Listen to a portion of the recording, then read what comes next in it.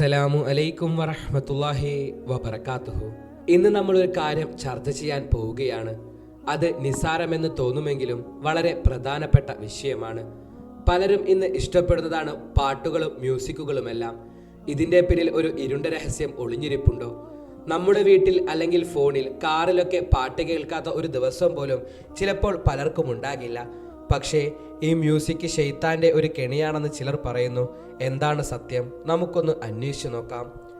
നമ്മുടെ മലയാളികൾക്ക് പ്രത്യേകിച്ച് പാട്ടെന്ന് വെച്ചാൽ ഒരു വലിയ വികാരം തന്നെയാണ്. പഴയ KS ചിത്രയുടെ പാട്ടുകളോ AR റഹ്മാൻ്റെ മെലഡികളോ കേൾക്കുമ്പോഴെല്ലാം നമ്മുടെ മനസ്സ് എവിടെയെങ്കിലുമൊക്കെ പോകാറുണ്ട്.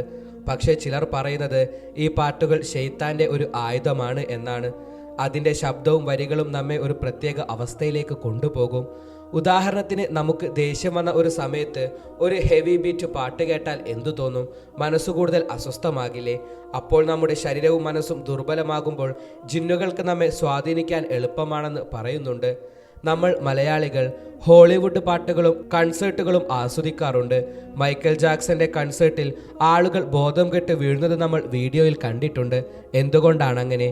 ചിലർ പറയുന്നത് അത് ജിന്നുകളുടെ കളിയാണെന്നാണ്. ഇന്ന് ലേഡി ഗാഗ, കാറ്റി പെറി പോലുള്ള സിംഗേഴ്സ് അവരുടെ കൺസേർട്ടിൽ ശൈത്താന്റെ ചിഹ്നങ്ങൾ കാണിക്കുന്നത് നമ്മൾ കാണാറുണ്ട്. അവർ പറയുന്നത് ഞങ്ങൾ ശൈത്താന്റെ ആത്മാവ് വിറ്റു എന്നാണ്.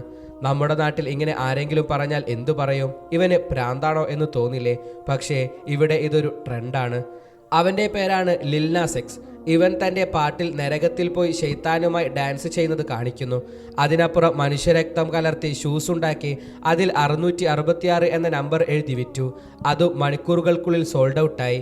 നമ്മുടെ നാട്ടിൽ ആരെങ്കിലും ഇങ്ങനെ ചെയ്താൽ അവനെ ആരെങ്കിലും പിടിച്ച് ആശുപത്രിയിൽ കൊണ്ടുപോകുമെന്ന് പറയില്ലേ? പക്ഷേ ഇത് ഹോളിവുഡിൻ്റെ ഒരു ഭാഗമാണ്. നമ്മൾ മലയാളികൾക്ക് പാട്ടൊരു ശീലമാണ്. ഒറ്റയ്ക്കിരിക്കുമ്പോൾ ഒരു പഴയ പാട്ട് മൂളുന്നത് സ്വാഭാവികമല്ലേ? പക്ഷേ ചില പാട്ടുകളുടെ വരികൾ ജിന്നുകളെ ആകർഷിക്കുന്ന കോഡാണെന്ന് പറയുന്നുണ്ട്.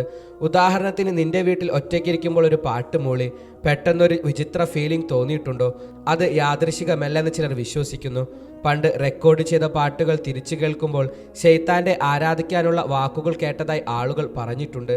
നമ്മുടെ നാട്ടിൽ പലരും പറയും അള്ളാഹുവിനെ ഓർത്താൽ ശൈത്താൻ ഒന്നും ചെയ്യില്ല. അത് ശരിയാണ്. ഖുർആൻ പറയുന്നു ശൈത്താൻ നമ്മളെ വിളിക്കും, പക്ഷേ നമ്മൾ അവൻ്റെ വാക്ക് കേട്ടില്ലെങ്കിൽ അവന് ഒന്നും ചെയ്യാൻ പറ്റില്ല.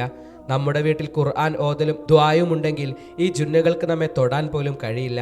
പക്ഷേ നമ്മൾ തന്നെ ശൈത്താന് വാതിൽ തുറന്നു കൊടുത്താൽ, അതായത് പാപത്തിൻ്റെ വഴിയിൽ പോയാൽ അവന് കാര്യങ്ങൾ എളുപ്പമാകും. പ്രിയപ്പെട്ടവരെ, ഇതൊക്കെ കേട്ടപ്പോൾ എന്താണ് തോന്നുന്നത്? നമ്മൾ കേൾക്കുന്ന പാട്ടുകൾ ഒരു കെണിയാണോ?